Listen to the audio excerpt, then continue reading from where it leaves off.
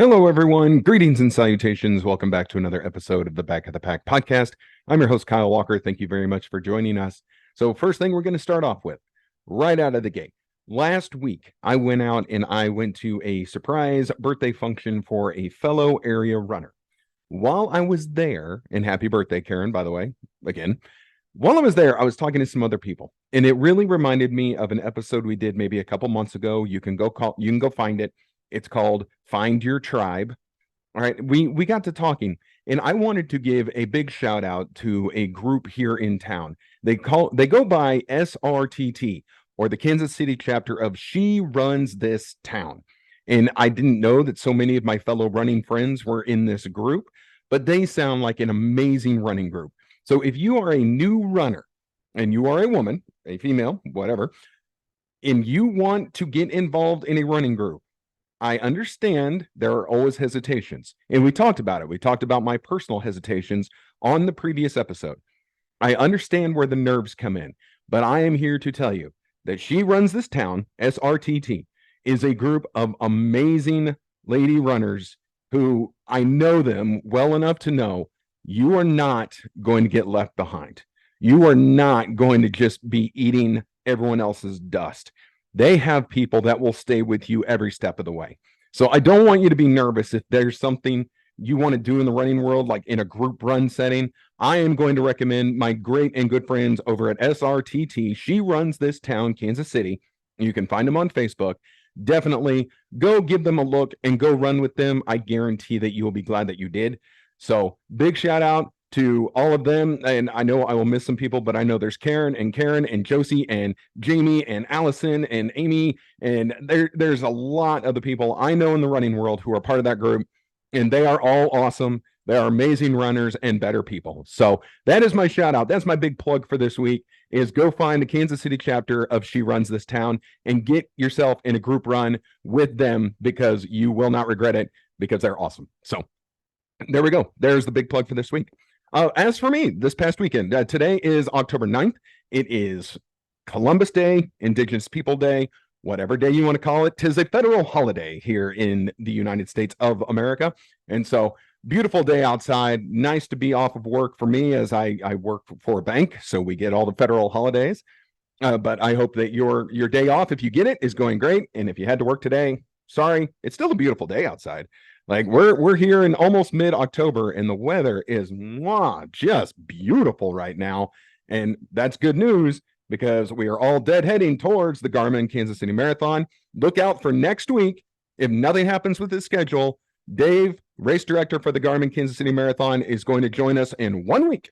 And we will give all the last minute news, notes, and details of the Garmin Kansas City Marathon because it is now less than 2 weeks away.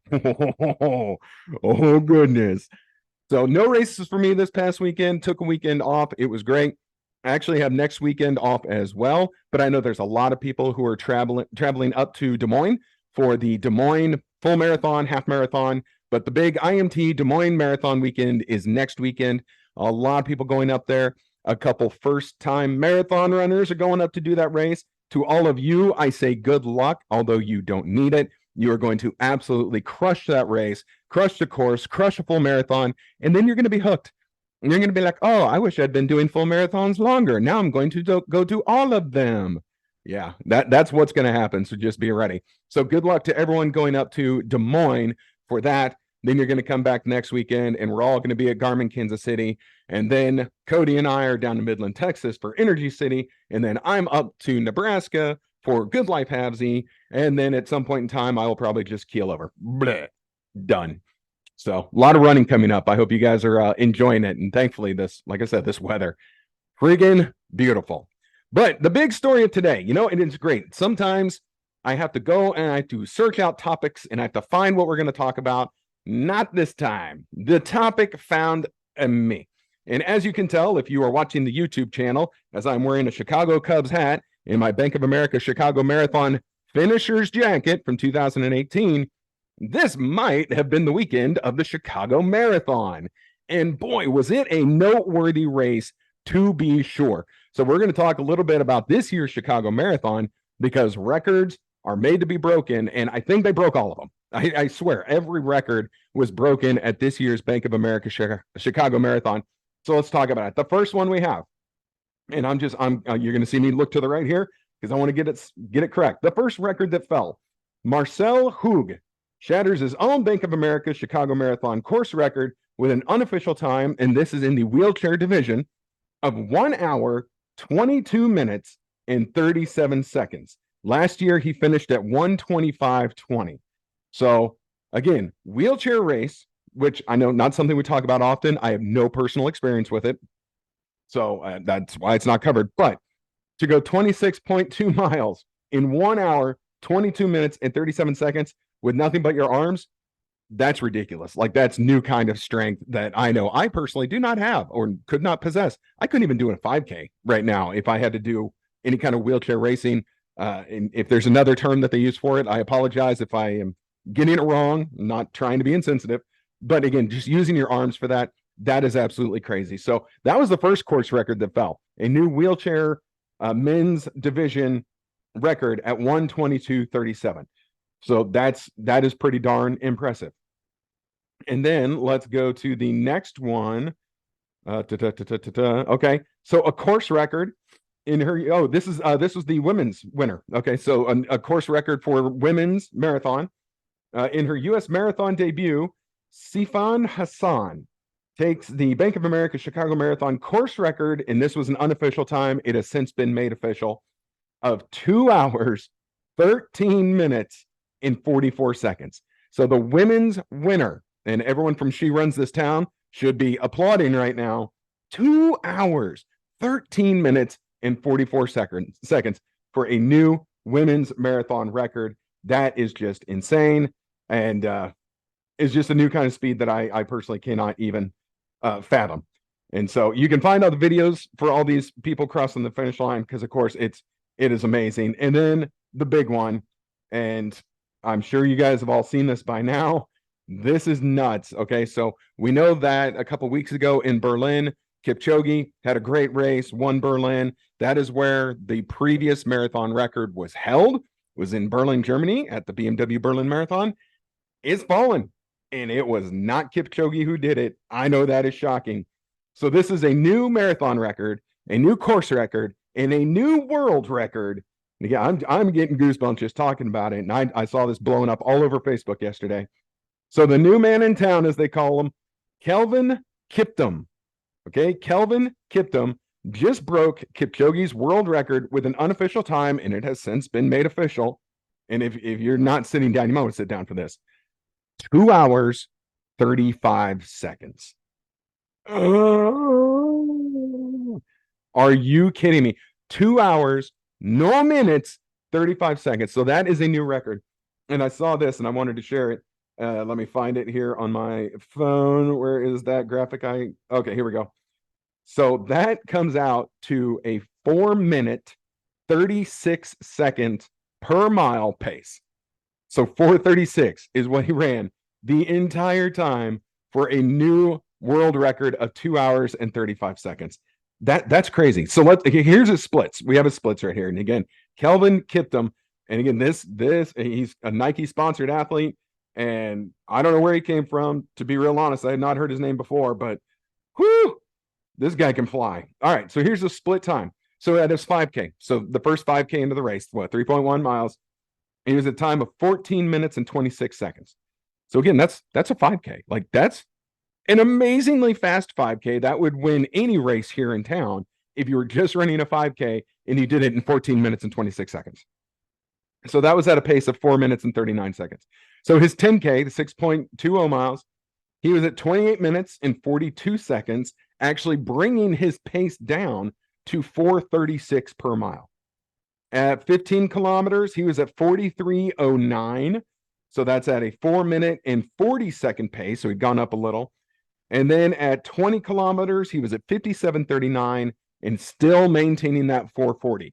And again, this is strategic. This is like surgical precision right here. All right, that's what this guy has. All right, his half marathon time. So half marathon, 1 hour, 48 seconds.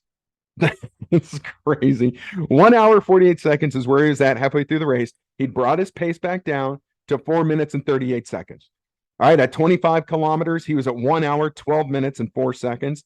That's at a pace of 4:39. So he'd only gone up a second.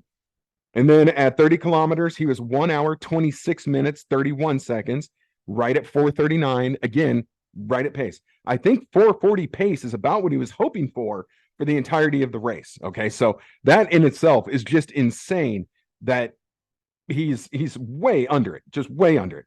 Okay, let's see, that was 35 kilometers. He was at 1 hour, 40 minutes, 22 seconds. And again, I've done Chicago. Like, there's no real hills where you're going to make up time. So at 35 kilometers, 140, 22, he had gone down to 4 minutes and 28 seconds per mile.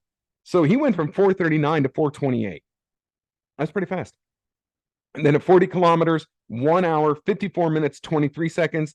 That's at 4:31. And then it finished 2 hours, 35 seconds for 4:33. I don't even know what to say. I don't even know what to say. That's just crazy time right there. And just so impressive. Another one I wanted to mention, and again, just while we all take in this guy. So the record-setting streak kept going. So Des Linden, we all know Desi.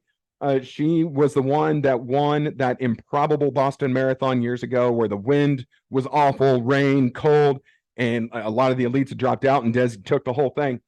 She broke an 8-year mark for the Masters record with an unofficial time of 2 hours, 27 minutes, and 35 seconds. So again, that's Des Linden, who, I mean, she's no slouch herself, that's for darn sure. But she went out there and absolutely wrecked the course with a new course record. So there were just course records falling all over the place. And so I don't even know what to say about that. Like the time that they put in is just insane. You know, I know that by way of like race registrations and stuff, they say running is down in air quotes. But man, just these elite level athletes are just so head and shoulders above everyone and everything else. Like, this is just a new era of running that we're all just kind of witnessing. Now, I know we had a lot of our friends up in Chicago, a lot of people I personally know, and from our own running community, both the Kansas City running community, and then I had friends from my Boston Athletic Association charity team that I ran Boston with. There were people from there that were up at the race. Everyone finished. Everyone looks like they had a great time. I saw a lot of people saying they PR'd. So personal best coming out of that race. Looked like it was the perfect day for running. And I am so proud of absolutely everyone involved in that race, because it sounds like you guys crushed it and you did a great job. So what we're going to do now is we are going to talk about next year. Because what? We're runners, right? You finish a race and be like, I hate this. This is terrible. I'm never doing it again. Ooh, new race next year. Huh? And look, after the excitement of this year, you know that next year is going to be huge. Now, this was the 45th Chicago Marathon. I find that surprising because I really thought this race would have been older and been around a lot longer. But this was 45. So anytime you get to those 5-year markers, you get big turnout, big crowd, big everything. So next year is going to be what, 46, you would think, if my math is correct. So I'm hoping maybe not as many people, but I am absolutely going to throw my name in the lottery for next year. And here's the great news, everyone. We don't have to wait. We do not have to wait long to start gearing up for Chicago 2024, the 46th running. Here's the dates that are important to all of us. And get ready, because trust me, you're not going to have to refer back to this. It's coming. It's almost here. Sunday, so in 6 days from when this episode is released. Wait a minute. Is that true? Oh, no, I'm sorry. Never mind. Just kidding. Hold the phone. Sorry, I was out of line here. All right, here's what we got. Tuesday, here we go. Tuesday, October 17th. So in a week from when you hear this. Tuesday, October 17th, 2023. Guaranteed and non-guaranteed entry applications open. So October 17th, set your reminder. You can put your name into next year's Chicago Marathon. So Thursday, November 16th, all right, you get a whole month. That is when the guaranteed and non-guaranteed entry application window closes. You've got a whole month. So I don't want to hear any of this. Oops, I forgot to do it. You get a whole month to do it. So October 17th through November 16th, everyone's throwing their name in.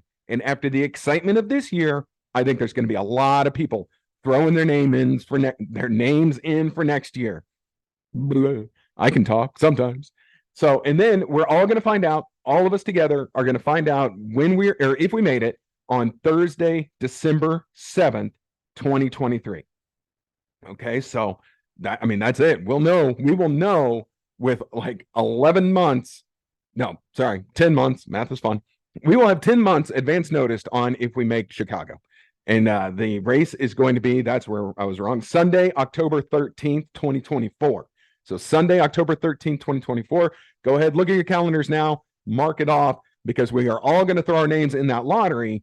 And then hopefully, big old group of us is going to be going up to Chicago for Chicago Marathon 46 in 2024. Again, I am absolutely throwing my name in there. I have every intention of going and it being at that race.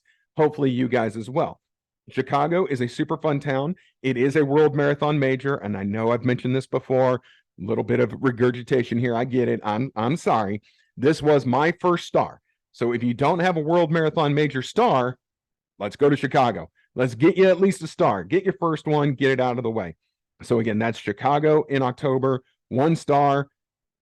From Kansas City, easy drive, 8-hour drive, and it is not that difficult. You're just going up through Kansas. I think you pass through a little piece of Missouri if you absolutely have to, up through Iowa or Nebraska, whichever way you go, and probably Iowa, and then up into Illinois, and boom, you're there. It is really an easy drive, and we could caravan that thing if we so desired. The food is excellent. We've talked about the food before. Best pizza on God's green earth is Giordano's. I don't care. Fight me. Portillo's also amazing. Illuminati's really good. And then there's other stuff as well. You can go up to the Sears Tower or whatever they call it these days. It's not the Sears Tower anymore, but real tall building. And I will sit there and watch from afar as you do the attraction where you lean yourself on the glass and then it lowers the glass and you're like dangling out over the streets of Chicago. That's all you guys. I'll watch with my back against the wall because that doesn't sound like any fun to me at all. But Chicago's a super fun town. Unfortunately, not going to be there during baseball season, but we could all still go to Wrigleyville anyway and go to one of the restaurants and bars and see what we can do there. But I definitely think everyone should throw their name in, again, October 17th through November 16th to try and get into the 46th Chicago Marathon. So again, that is coming up next year. Since we're on the subject of Chicago Marathon, we'll just make this the episode. Let's talk about a little bit of the history of Chicago, because there are things here that I didn't know. Did you know this year, and they gave the person's name, this year they had the 1 millionth finisher of the Chicago Marathon. She was a woman who was actually local to the area, who finished around 4 hours, 30 something odd minutes, I believe. But they had it pegged that she was the 1 millionth person to cross the finish line in Chicago in these 45 years of running the race. There were over 40,000 athletes who went up for this race. Again, I thought that was definitely interesting. If you didn't know, the race starts in Grants Park. So Grant Park, real big park. I think that's on the north part of downtown Chicago. It is easily the most difficult start that I've ever had to a race. Once you get into Grant Park and once you get into the starting corrals, you're smushed. You're in there, man. Like, I don't even think they'd let you leave the corral to go to the Porta-John. I think once you get in the corral, you're there, which is why after you start the race, you run down the hill, you go under this bridge, and you see 11 billion people relieving themselves over off the side of the road before you even really get started with the race. Super gross, but sometimes you got to do what you got to do. And at least when I was there in 2018, they did not make it easy to use the restroom before the start of the race. But you're starting in Grant Park, and again, 40,000 people. I bet the number is actually more than that. So since the marathon's founding in 1977, the race has witnessed world-class athletes break numerous records. This year is no exception. Race day temperatures are ranging from, they've had high upper 80s. God, can you believe that? Could you imagine running a high 80s Chicago Marathon? That's terrible. And as low as in the 20s. Thousands of sports drinks and energy gels being consumed, and too many highlights to count. So let's go down to some of the history. So how did the Chicago Marathon come to be? In 1977, Michael Balandic, then the mayor of Chicago and an enthusiastic runner, threw his support behind putting on a race along the downtown streets of the Windy City. The Chicago Marathon was dreamed up by 5 founders, including original race director Wendy Miller, in November of 1976 and officially kicked off September 25th, 1977. Fees for the debut events were just this is gonna hurt. Fees for the debut event were just $5. If you do make it through the lottery, I think this year registration was around $235, 240, 230, 235, 240, somewhere in there. So the original event was $5. And more than 4,200 runners showed up to compete, including 8-year-old Wesley Paul, who finished in 3 hours and 15 minutes and 20 seconds. That little punk, making the Mayor Daily Marathon, named after former Chicago Mayor Richard Daley, the largest 26.2-mile race in the world at that time. The 1977 men's winner was Indiana native Dan Clowder, who ran 2:17:52, while Texan Dorothy Doolittle won for the women's race in 2 hours, 50 minutes, 47 seconds.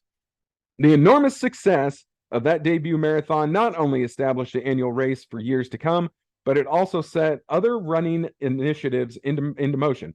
Under Belandi's hand, what was once an old equestrian trail along Lake Michigan was paved into a 5-mile running path, which eventually became the 18-mile lakefront route that Chicago runners know and love today. So I did a different race up in Chicago. It was the Soldier Field 10-miler. So it starts right on the outside of Soldier Field where the Chicago Bears play, and it ended inside. And so that 10-mile route is basically 5 miles out and back on Lakeshore. And so very beautiful. You're along the lake the whole time. Great view of downtown Chicago. Again, if a 26.2-mile event is not your thing, but you still want to see the pretty parts of Chicago, the Soldier Field 10-miler was a lot of fun. Unfortunately, the year that we went and did it, I really didn't get to enjoy Soldier Field because when we finished on the 50-yard line, they were setting up that night for a Beyonce concert. And so it was a concert venue. It wasn't a football field. So that kind of stunk. But it's a spring race as well. So if you are interested in something like that, I might recommend to you the Soldier Field 10-miler. Let's see. Race size and weather. While Chicago's flat course certainly contributed to fast performances in the past, the infectious atmosphere, competitive field, and weather on race day has helped too. In 2007, the race began capping its field at 45,000 participants, making it more than 10 times larger than it was 30 years prior. In 2019, the last Chicago Marathon before COVID-19 pandemic, 45,956 runners crossed the finish line in Grant Park. After cancellation in 2020 and a smaller field in 2021, race then started getting back to 40,000 and above. Again, I was scheduled to run it in 2020. I got in through the lottery, and then the race was canceled. Yay. So the average highs and lows in early October for Chicago are usually in the low 60s to mid 40s. But in 2007, marathoners suffered record high temps of 89 degrees and 73% humidity on race day. Whoa, that's nasty.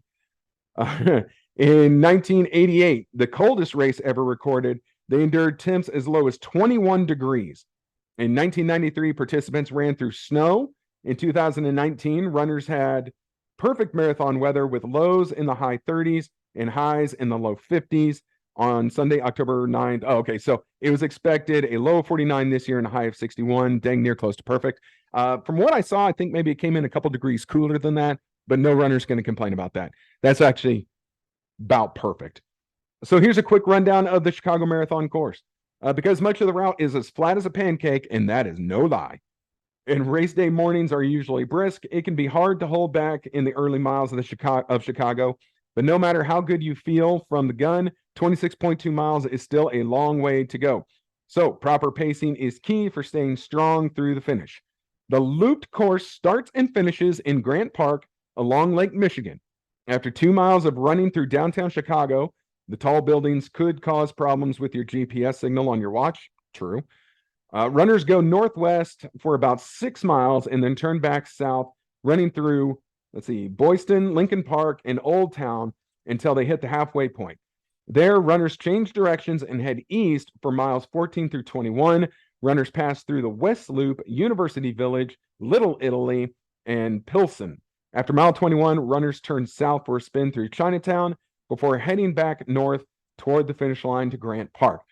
And again, I think I told the story before, but Chinatown, that really speaks to me. I was doing well in Chicago, well-ish, when I came across a struggling runner in Chinatown who had her phone in her hand and had the Uber app open. She was just ready to be done, ready to get the heck off that course, she wanted to quit. I stayed with her. I was not going to let her quit. I talked to her for a while. I just kept trying to motivate her, kept trying to get her going. It was a struggle, hindsight being what it was. I mean, it certainly cost my time dearly. Not that that was a big thing. I was in no danger of being up there with the elites. But I was a little bummed because while I wanted to help and while we did get her to finish, what's the best way? It didn't feel very great. Like she wasn't amazingly grateful or anything. It just and didn't try and up her game because someone was helping her. If someone's trying to help me along the course, I'm going to bust my rump to kind of reward their help and their generosity. That was not the case. And wherever she is in life, I hope she's doing well, but I bet she doesn't have another marathon to her record. Again, still glad I did it though. It was the right thing to do. I didn't want someone to quit when they were so close. So close, like mile 21 in Chinatown. You're almost there, man. Just 5 more miles. No big deal. But anyway, Amanda from Atlanta. I hope she's doing well. Let's see. After mile 21, turn south for a spin through Chinatown before heading back north toward the finish line at Grant Park. Okay. So yeah, we've got that. Past winners and prize money. This might be kind of fun. Since the event's founding, Chicago has grown tremendously in size and talent. The combination of a deep field, fast course, and sizable prize purse has attracted the best of the best over the years. In 1982, race organizers awarded winners with prize money for the first time. That year, Americans Greg Meyer, 2 hours, 10 minutes, 59 seconds, and Nancy Kuntz, 2 hours, 33 minutes, 23 seconds, each took home $12,000. So that was the inaugural purse. In the women's race for 2022, the winner went out in a blazing pace, crossing 10 miles in under 50 minutes. She would fade over the final half to barely miss the world record, running 2:14.18. Behind her, Emily Sisson broke the American record at 2:18.29. Okay. Let's see. I was trying to get to more of the money part, but no, now they're just talking about previous winners. Interesting, though, that it was $12,000 for the first race. Be very, very curious to see what Kiptum walked home with yesterday for a new record. Just crazy. To that point, though, our guy Kipchoge, he won this race in 2014. When he ran this race, he won it in 2 hours, 4 minutes, and 11 seconds. And again, that was 2014. Let's see, the closest to that, let's see, 204. There's 205, 206. Last year's winner, Benson Kipruto of Kenya, he was 2 hours, 4 minutes, and 24 seconds. So still not quite Kipchoge. So Kipchoge had it until they say, oh, no, I'm sorry. There's Dennis Kimetto of Kenya, 2 hours, 3 minutes, 45 seconds in 2013. And so I think that was previous record. Not anymore. Now it's toast. Now it's done.